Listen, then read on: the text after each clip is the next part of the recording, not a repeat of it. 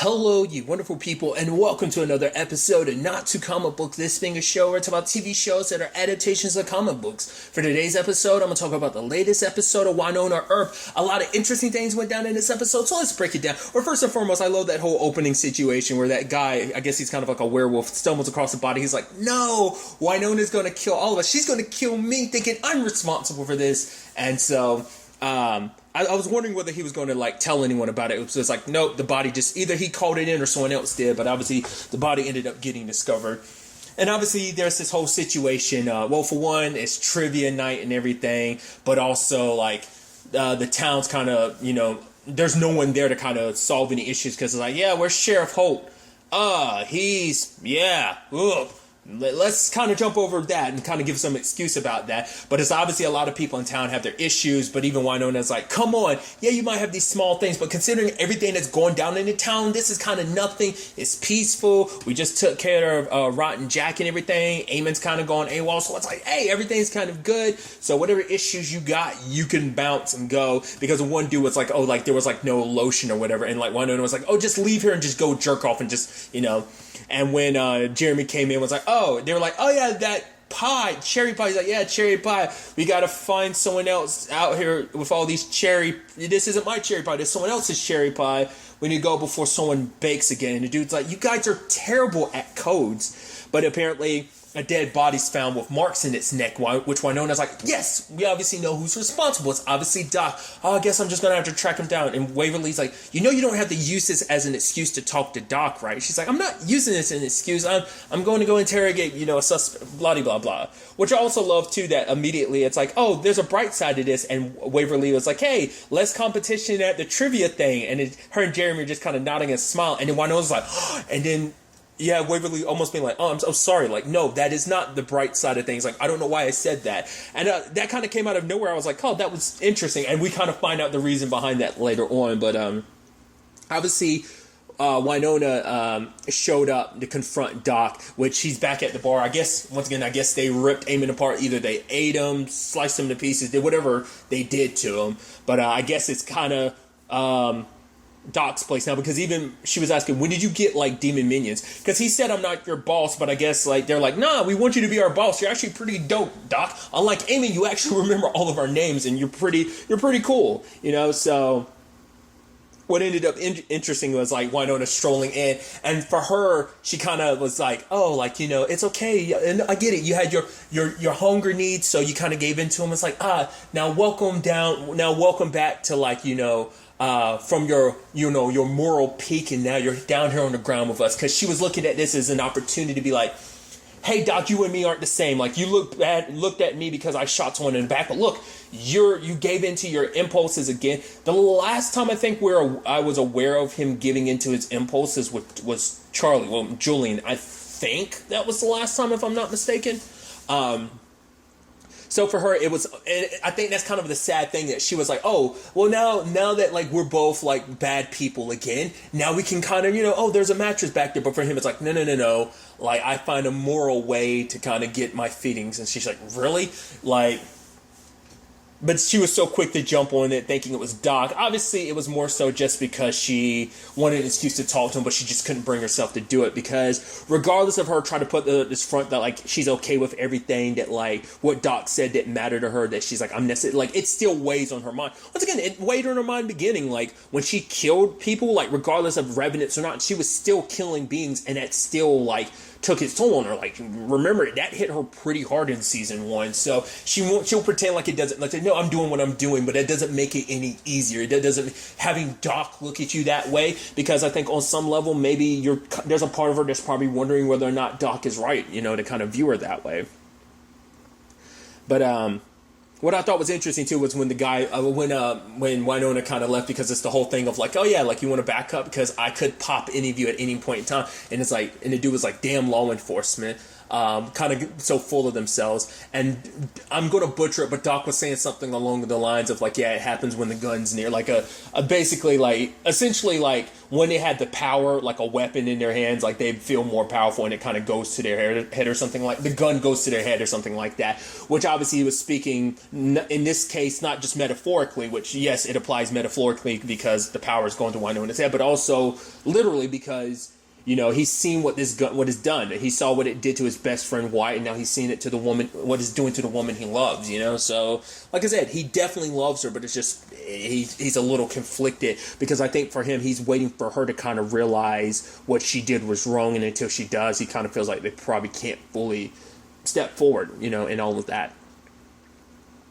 But, obviously another body later on pops up, but Waverly ends up discovering like, oh, it's another person off the list from trivia night. But also it's like when they end up flashing a light through his head, because his head was feeling pretty light, they end up finding out his brain is gone. So obviously Doc's not responsible, because whoever's doing this is eating brains. So, which is interesting in many different levels. For one, the person behind it ends up being a dude named Doug. His name is Kuru, who is played by, I always say Enos Esmer, but it might be Ennis Esmer. Obviously, like, I'm a big fan of, like, obviously, him as Oz in The Listener. I'm blanking on his character's name from Dark Matter, which is obviously the Syfy connection. But obviously, for the past couple years, he's had a recurring role, and obviously in later seasons, a much more permanent role as Rich.com on Blind Spot. So it's just like, I'm always excited when I get to say, dude, that's so... I adore that dude so much. I always love his character, even his more despicable characters, like his character from Dark Matter was pretty despicable, but it's like he adds his own charm, and just kind of like, you're like, oh, you're slimy, but I love you because you're too damn charming. I love it. You know, is that type of situation. But turns out this dude's eating brains, and at first I'm like, oh, are you a like zombie or something like that? Which I'm reading too much into this, and I don't know when these episodes were filmed. It's just interesting because we never actually got the question, but during the trivia night, one of the answers, because we never heard what the question was Army Hammer. I just think it's not funny, it's just interesting that something, cannibalistic, eating brains, and Army Hammer's connect. Once again, we don't know what point of reference of like what his name was brought up from. It's just interesting when you think about that. I don't know what the production schedule for these shows were. Like, I don't know whether these episodes were done months ago, or were they kind of still relatively done / finished up more recently. That might have just been an oddly and weirdly timed joke just because of all the Army Hammer stuff.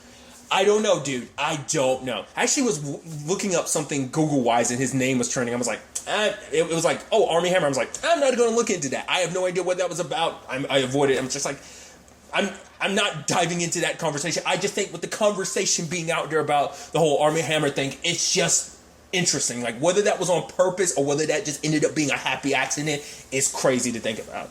I want to kind of believe it's potentially a happy accident, but like I said, there might have been deeper meaning to, like I said, I'm probably most likely reading too much into it, but yeah. What was also interesting too is, well, now like you have like Waverly and Jeremy getting so heated about this like trivia night when they're explaining like, oh, who's responsible for this, but they're going back at each other, and because obviously like she was making reference to the fact is that he hurt his back trying to make his back feel better after hurting his back trying to get the bodies, because like, oh yeah, the morgue is like overrun by like rats of taking over it, so like they kind of have to make the main like office building like the morgue now to kind of look and examine bodies. But it's just like the back and forth between them, and that dude shows up, and it turns he's like, yeah, so this guy he pushed this woman in, like, basically, he ended up leading them to Doug, because it's like, oh, yeah, like, he was threatening this woman, and, it's kind of potentially an abusive situation, but he's also like, yeah, I didn't tell them everything. The dude told me to eat shit, and then I ate shit. He's like, and I don't even like shit, and was like, oh, and then Jeremy's kind of holding his nose, because they were like, oh, so that's why the dude's popping mints, because he literally, it was like, okay, interesting, but it turns out Kuru isn't a demon.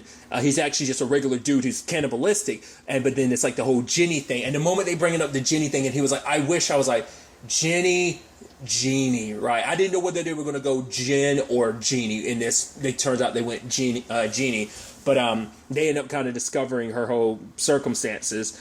And it turns out that's how, like, she didn't have a master at the time. It's like, did he rub a lamp or something? She's like, like one flamboyant genie was in a lamp and you all think that's where we're from. But also they came across that thing that was kind of similar to a genie. What was that? I think that was season 2, if I'm mistaken, because it was like season 2, I believe, because Jeremy was involved in that particular case, but it was the one that was trapped inside a trophy that can make your wishes come true. It was like, right, it is interesting, and it's like, oh, cute that you guys ended up facing something similar.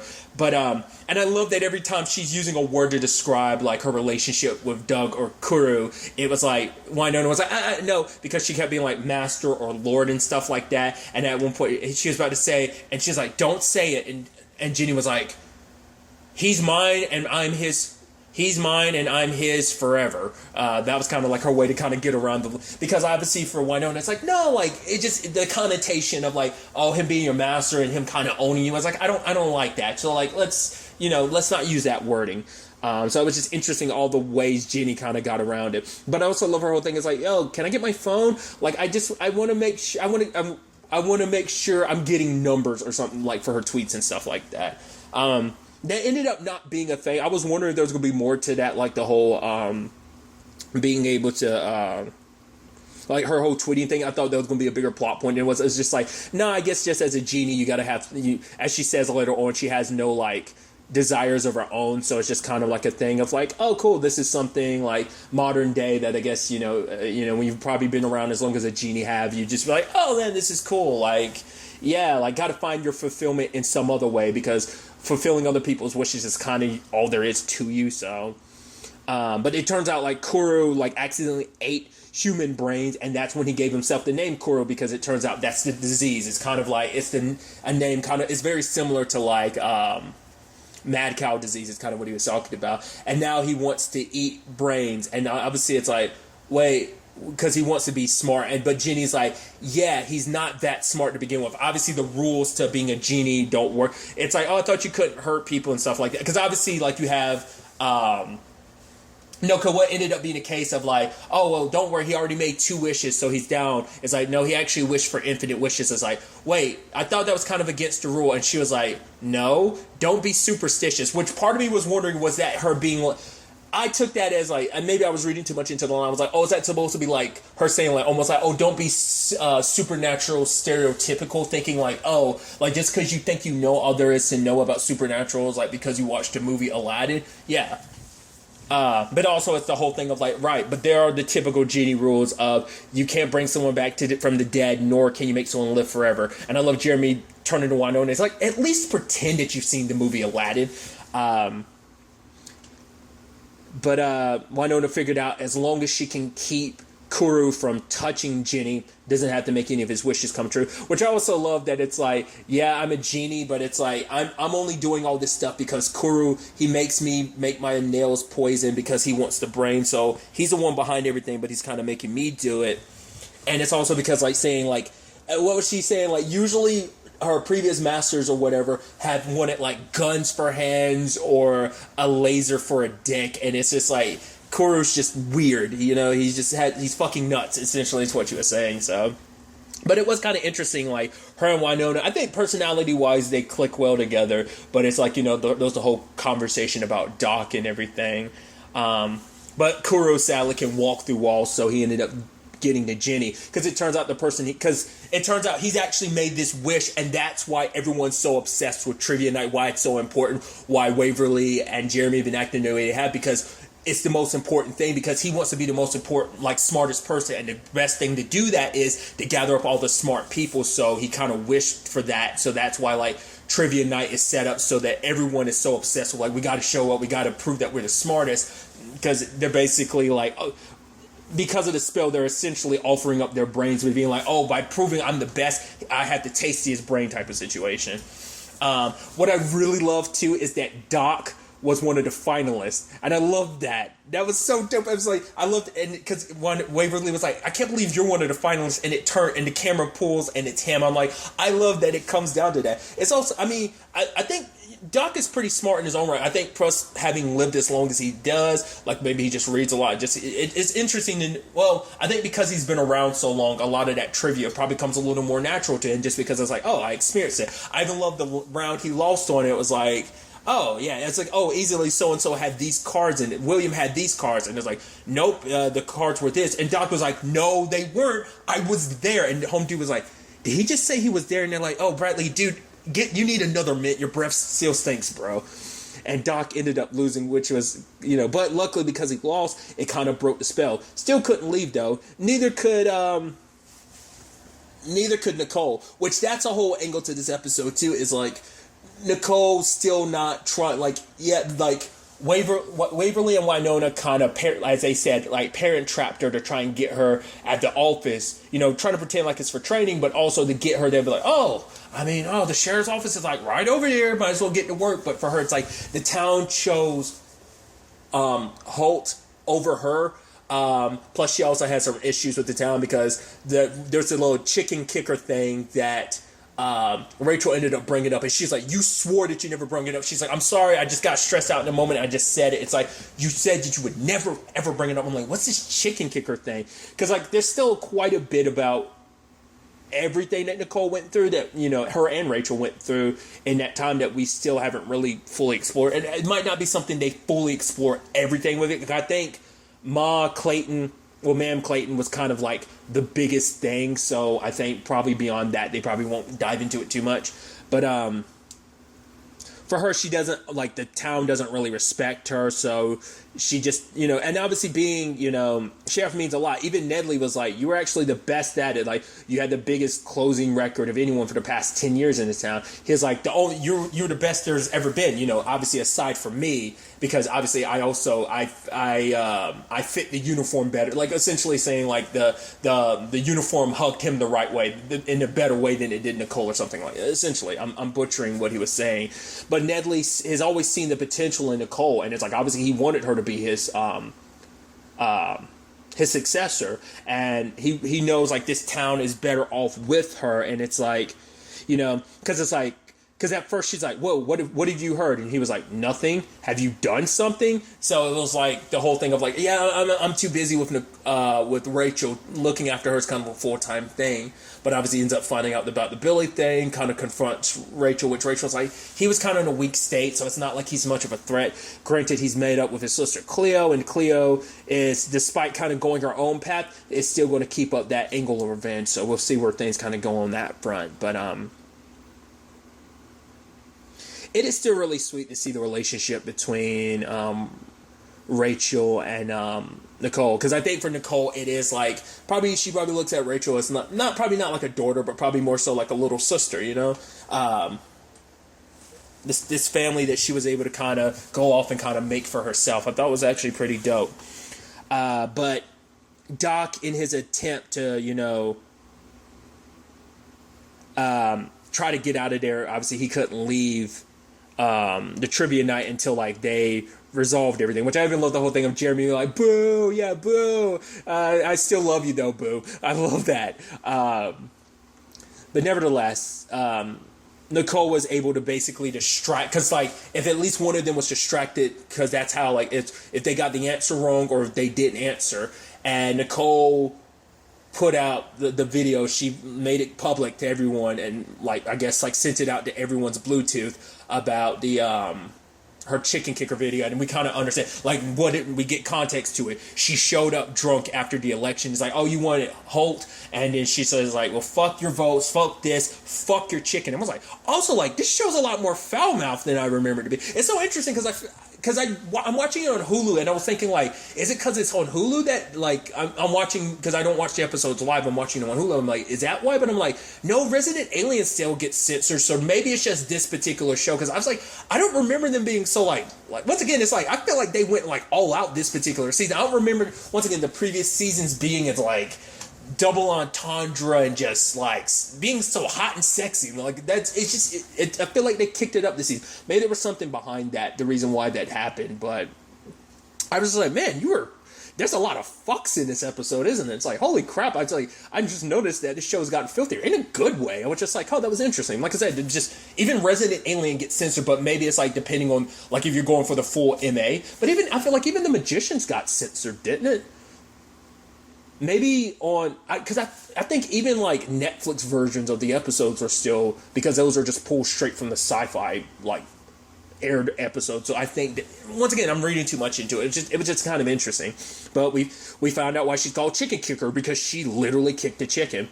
But luckily, because of that, Doc was able to break free, and because Jeremy actually won, and that ended up breaking the spell.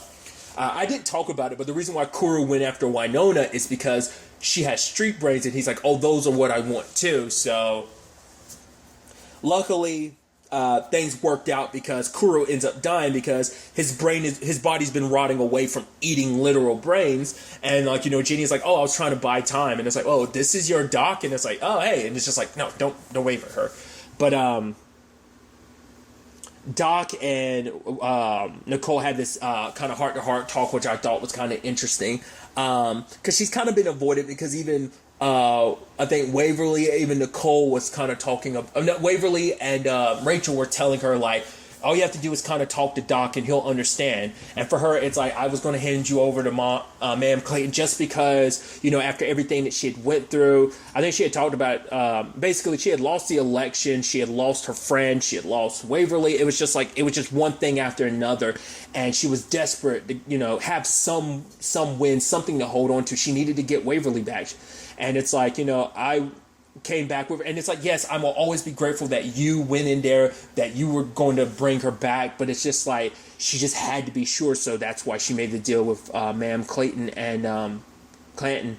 And obviously for her, she regrets it, but for her, it's just like, regardless of what Ma'am Clanton had planned for you, because that's still unclear, like, why she wanted Doc. I mean, I'm sure it's for personal revenge because of, like, the corral thing anyway, because of her and Wyatt. She already had beef with the Earps anyway. But I was wondering if maybe maybe she had something specifically planned on how to get revenge on him. But I was like, was she going to turn him into, one of those things like Billy? But I was like, nah, I think that's just, I mean, maybe that could have been like her ultimate revenge, was using Doc to go after the Earps. That probably would have been like her ultimate revenge. I don't think that's just something like only like the family can become those things. I'm sure like anyone could, including Doc. Maybe that was a plan. Maybe we won't ever find out, or maybe we will. The fact is they brought that up, maybe that'll come back around. But Nicole was like, she figured whatever the situation would be, that Doc would find his way out of it, because at the end of the day, she does care deeply for Doc, and and that he's worth fighting for as well, And she's like, well, thank you. He's like, thank you, Sheriff Hodge. She's like, you're actually the only one that calls me that. But he's like, having the badge isn't the only sign of authority. And she's like, yeah, I tell that to the rest of the town. And he was like, you tell them. And so she stands up in front of everyone. It's like, yes, you all didn't vote for me, and yes, I'm the chicken kicker and stuff like that, but I made a promise I'd help each and every one for you. I'd be there for everyone in this town, And obviously people have their reasons for not liking me, this, that, me being gay, and it turns to that dude. He's like, I don't care if she's gay. I think that's specifically referencing like Bunny, who had an issue with, obviously, her being the one who kind of has an issue with Nicole being gay. And also throwing it in the dude's face of being like, yeah, and, people who eat feces. And he was like, you eat feces one time. And then Natalie's like, yeah, and you kick a chicken one time. And you see what kind of reputation it gives you. So it's like, But in that moment, everyone ended up in showing their support. It's like, you're right, Nicole, we do need you, Sheriff Hot. So she has everyone's support. And Natalie's like, all right, you're reinstated as sheriff. So I thought that was, I liked that. I even love Waverly being like, oh yeah, bad, I see why Wynonna's kind of into bad guys, chicken kickers, hot and everything. I was like, oh, that's pretty dope. But the sad thing at the end of it all, though, is the Jenny situation. As she was about to leave, Wynonna still in front of her. It's like, okay. For her, it's like, yes, Doug was an idiot that you manipulate, but you'll just find another idiot to manipulate, because all for you, you're saying that this is just your job, you're just doing what people want you to do, but it's like, you like doing what you do, like, you like people getting you to kill, like, you kind of, and then, like, you kind of wait for them to, like, die, like, it's just, and you just move on to the next person. And Wynonna was just kind of talking about the fact is that,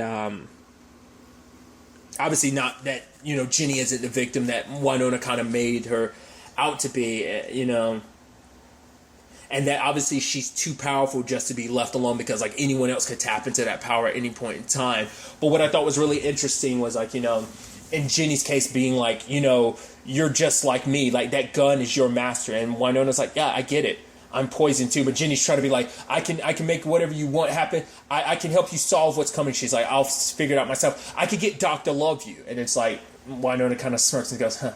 Because I think on some level she probably thinks it's too late. Like, however Doc feels about me, like, he doesn't love me. There's no fixing that. And, or maybe she's like, maybe things will work out for us. Maybe they won't. We still have our daughter together, and that would always bind us together, whether or not he loves me or not. But obviously Wynonna, it's even sad hearing Wynonna say like, oh, I recognize I'm poisoned too. So, and I thought that was so interesting that them making that point I think that was kind of the whole point of the episode too, is to show like, obviously they kind of get along so well together, but also like that Wynonna kind of understands Ginny, because Wynonna saw a little bit of herself in Ginny.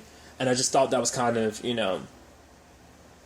a fascinating, like, you can make and compare and contrast, because, Ginny was like, oh, that gun is your master. And like, that's been like Doc brought it up at the beginning of the episode, and that's been kind of a thing ever since she kind of got Peacemaker back. Not a lot of peacemaking in my opinion, but still.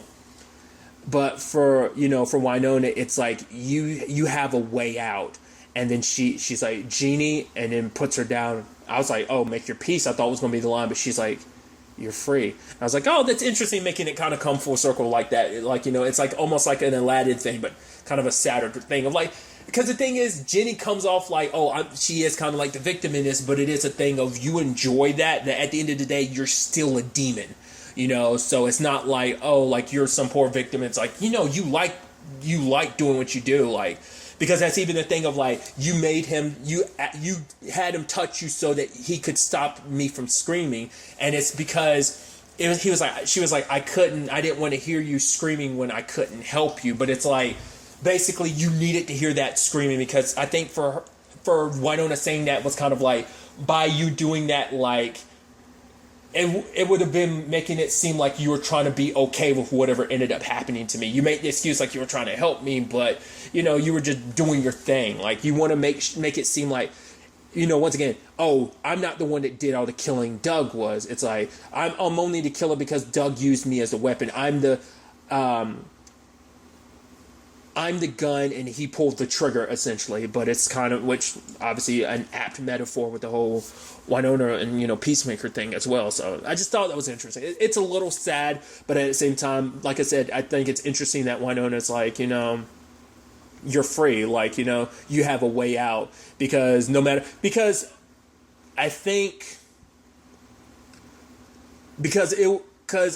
what she also means by that too is like, eventually, regardless of the curse, like, her being the Earp heir, like, that's not 100% going and done. Like, obviously it's like the work she has still needs to be done, obviously, but I wonder if like that's also insinuating like, obviously, even when I die, this doesn't end with me. Eventually it potentially passes down to my daughter, which obviously I want her to have nothing to do with this, but also the next heir, in the Earp line, like, it obviously Alice, but it's like, this will always continue to be a family thing. So maybe that could also be looked at it in this way, because like I said, just because the curse is gone, I don't think like the Earp lineage is going in that regard of like passing down the whole Peacemaker and being the ones that slay demons. Like, obviously the Revenant side of things, because of Bullshark being gone, all that element's gone as well, but still.